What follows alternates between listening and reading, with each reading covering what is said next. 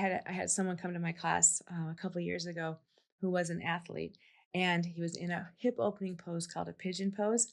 Was not expecting any emotional breakthroughs, but he ended up crying in class and did not know what was happening.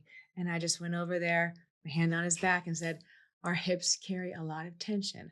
Our body holds on to tension, even though the brain might want us to get past something that was traumatic. It doesn't have to be a physical trauma, it can be something emotional or mental that we didn't realize we were carrying. So when you hold some of these edgy shapes, you don't run from the edge, but you start to trust the process of breathing around and through the edge, and things that are unconscious in our mind, but our body knows needs to let go, will slowly start to release and let go. So it's a very powerful practice to witness and to facilitate and also to do yourself.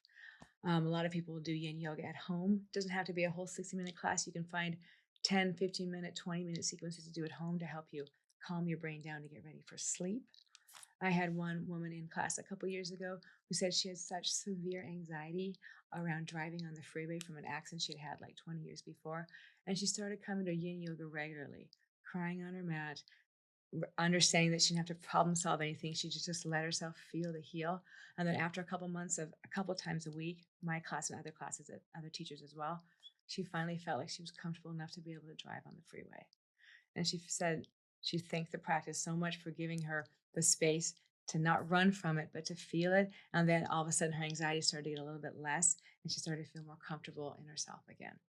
Just a couple examples. There's so many powerful examples of how yin yoga can really be beneficial physically, emotionally, and mentally. And it can help us promote a sense of peace and calm, even when things outside feel out of our control.